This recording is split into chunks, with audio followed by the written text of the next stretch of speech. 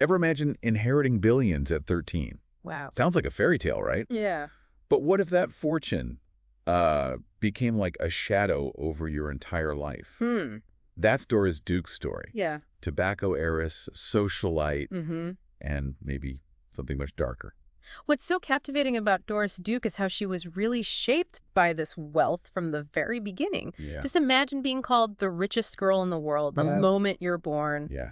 That label becomes a part of you, you know? It's true. And we've got all these sources, articles, biographies, even court documents painting this picture of a life filled with both like glamour and turmoil. Absolutely. Yeah. We're going to uncover some of her hidden passions. Oh, wow. Like, for example, her secret life as a jazz musician, but also the mystery surrounding the death of her close companion, Eddie Tirella. Okay. It's a story that gets complicated pretty fast. So let's rewind to the beginning. Okay.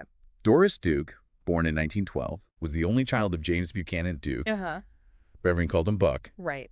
He built a tobacco empire. Yes. Practically owning the entire U.S. market at one point. And this is where you start to see how the power of wealth really starts to play a role. Yeah. Buck, who was, by the way, very worried about germs, was absolutely obsessed with Doris's safety. Okay. He went as far as to buy a private train car. Wow. With a full-time chef, no less. Talk about sheltered.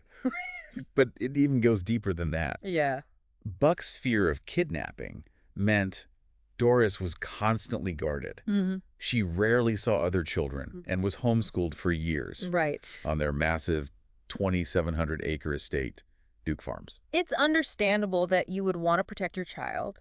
Of course. But you can imagine that level of isolation created a deep sense of loneliness for Doris. I would imagine. She longed for a normal life, you know, Right. something that her wealth just made almost impossible. Yeah, you can really feel that tension Yeah. between wanting that connection and feeling trapped by her fortune. Right.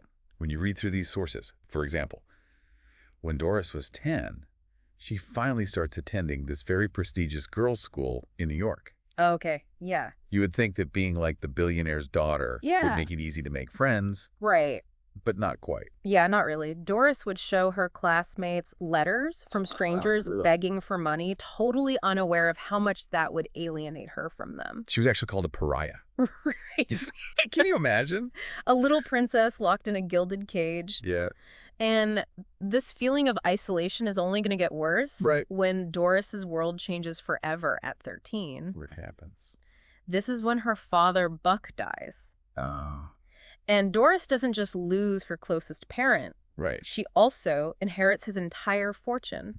Wow. Now she is officially the richest girl in the world. And suddenly, her already kind of strained relationship with her mother, Nanolin, who everyone called Nanny, completely falls apart. Yes. Nanny resented Doris for inheriting everything. And their conflict even ends up in court. No kidding. Yeah. At just 13, Doris successfully sues her own mother. Wow. To stop her from selling Duke Farms. Oh, wow. The estate that Doris loved. Okay. Which shows her strong will, right? Yeah. But it also marks the beginning of legal battles. Right. Kind of a recurring theme in her life. Then comes all this pressure to find a suitable husband. Right, of course. Nanny, obsessed with social status, pushes Doris towards James Cromwell. Oh, yeah. An aspiring politician from, of course, a wealthy family. Right. But there are problems with this perfect match right from the start. Okay. Even Nanny herself starts to question Cromwell's intentions. What happened? After his family loses a lot of their money in the 1929 stock market crash. Wow. But Doris, always rebelling against her mother, marries Cromwell anyway. She does. In 1935, at the age of 22. Okay. It was a lavish wedding. I bet.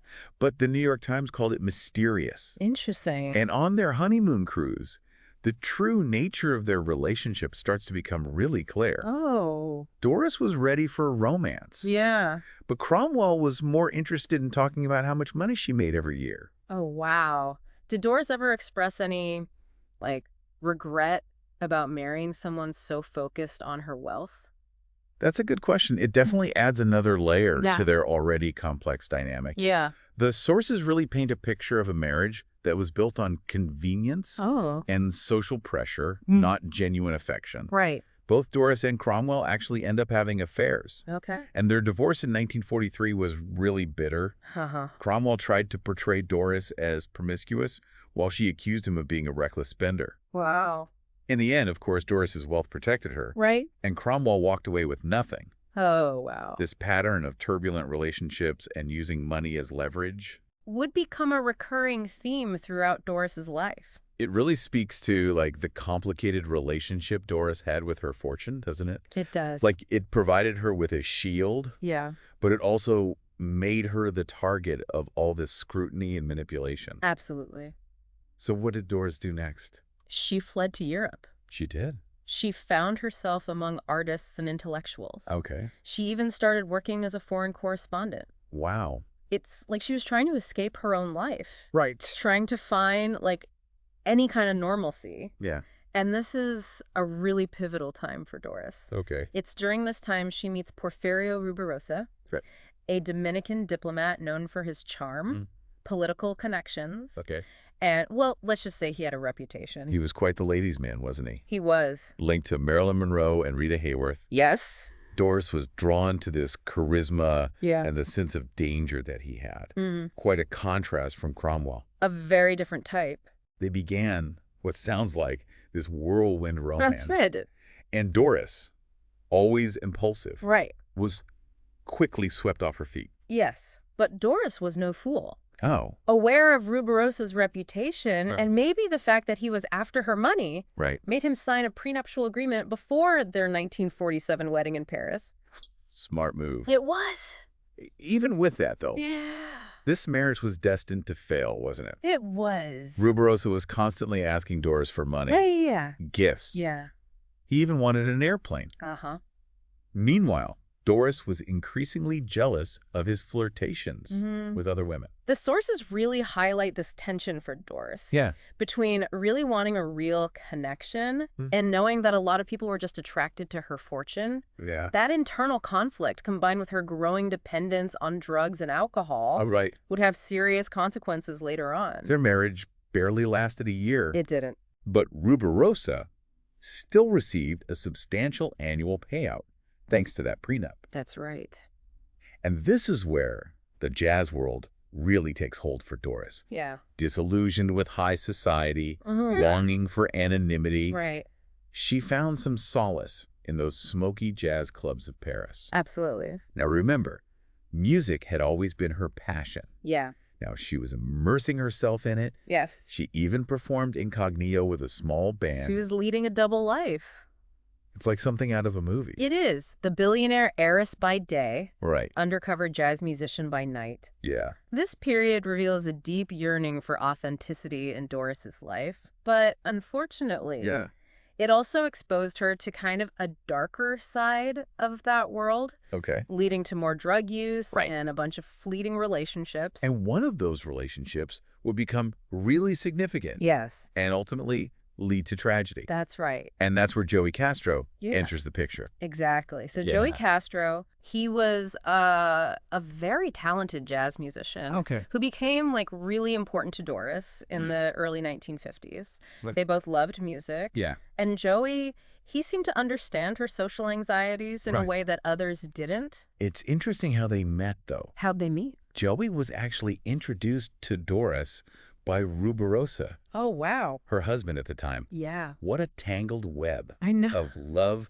money, and music. Indeed. And this is where we start to see maybe a more complex side to Doris, you know? Okay. Maybe even a darker side. Okay. As her relationship with Rubirosa was falling apart, she found solace in her friendship with Joey. Right. She even bought them a house in Los Angeles so they could, you know, Oh, wow. pursue their shared passion for music. They even formed a band Yeah. and performed together. Yeah. With Doris, of course, keeping her identity hidden Right. to avoid the spotlight. But beneath the surface, Doris was struggling. The deaths of her former lover, Louis Bromfield, Right. and later Rubirosa sent her into this spiral of grief. Wow. It really fueled her drug use and reckless behavior, Yeah. and her desire for a stable relationship Right. clashed with her deep fear of commitment. Yeah, I can see that. It really put a strain on her connection with Joey. Makes sense. Joey wanted to get married, Okay. but Doris, having already been through 2 divorces and feeling very cynical about love,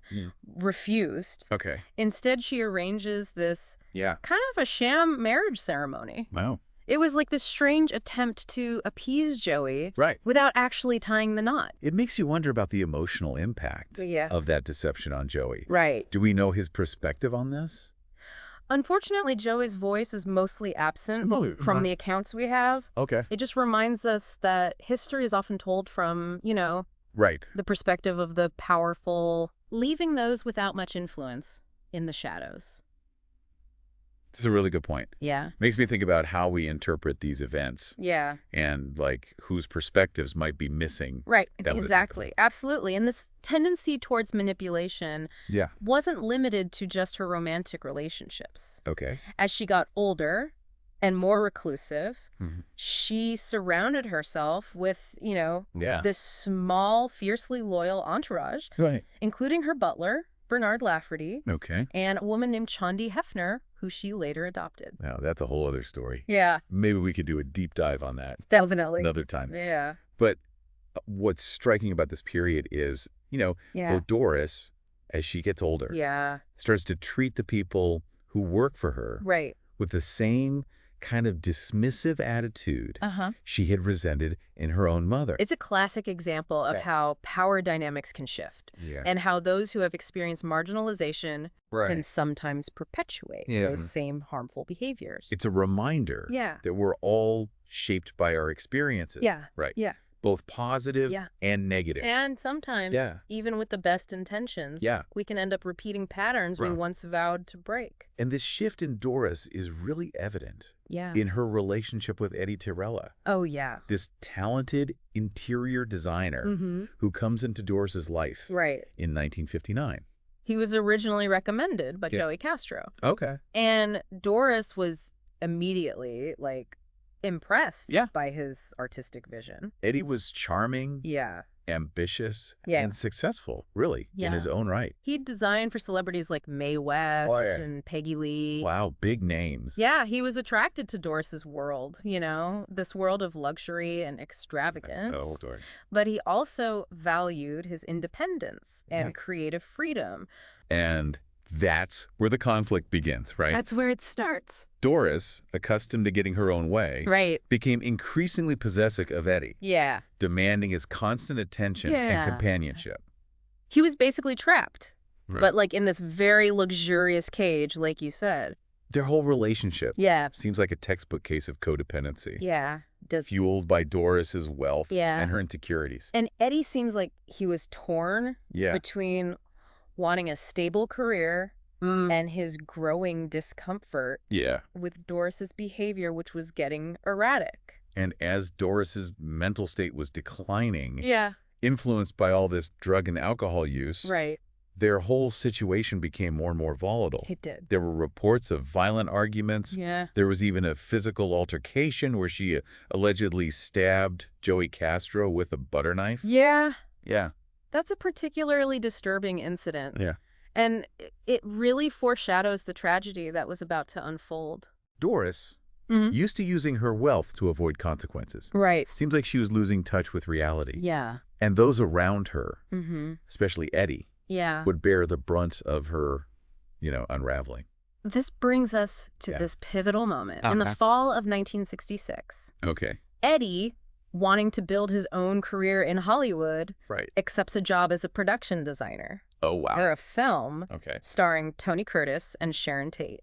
This was his big break. It was. He was finally, ready to step out from Doris's shadow and pursue his own dream. Yeah, but when he told Doris, she was devastated. Oh, she begged him to stay, offered him even more money, a lavish retreat at her Newport, Rhode Island estate, Rough Point. This is the same estate where she had that extravagant coming out party, right? Yeah, it's a symbol of her entrance into high society. Right.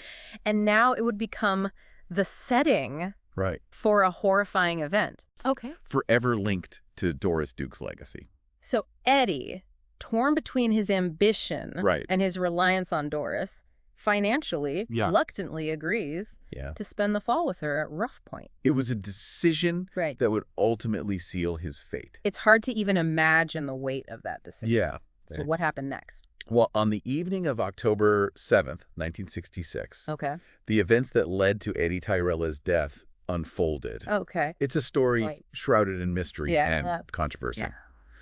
So that night, Doris and Eddie, they were arguing. Even before they got into her station wagon. They were on their way to a meeting, but you could, like, feel the tension.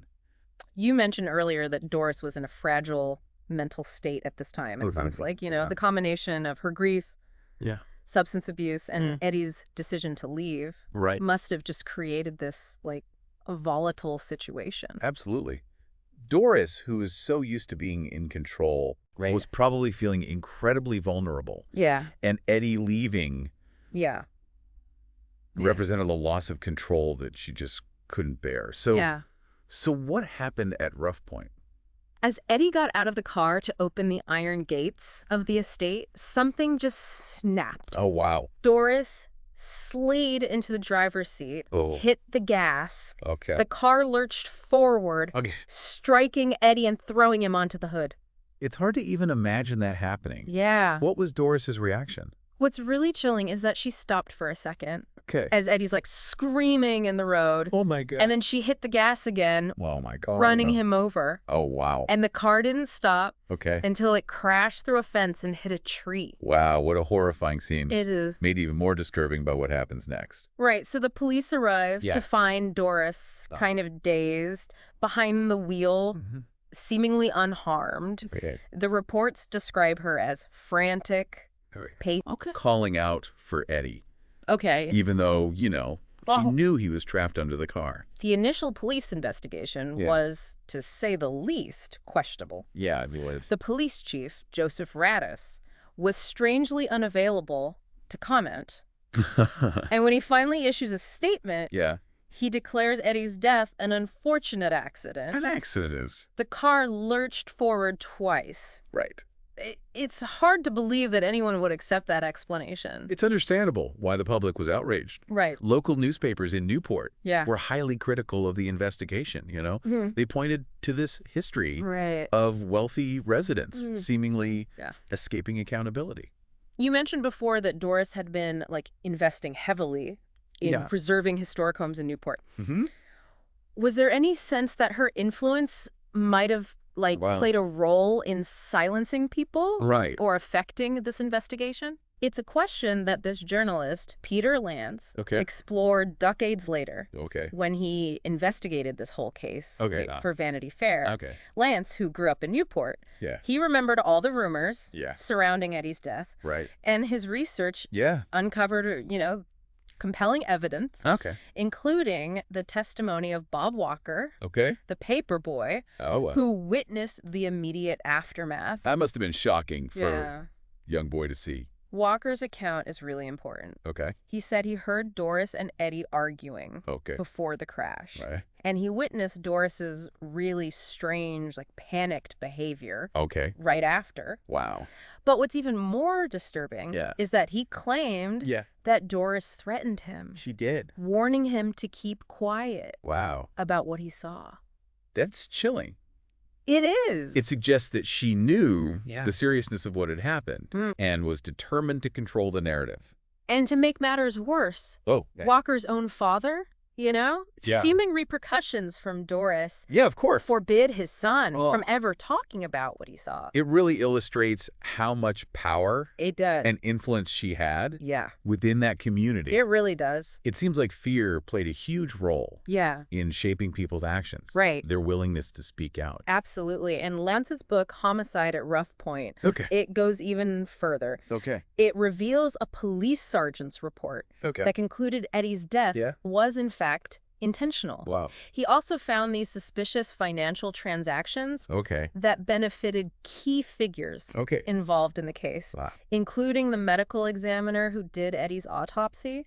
You mentioned earlier that Doris hired that medical examiner. I did. To be her personal physician. Yes. Shortly after the incident. Yeah. Seems like a huge conflict of interest. Definitely raises some serious ethical questions. So all this evidence and the public pressure finally forced the Newport police to reopen the case. They did.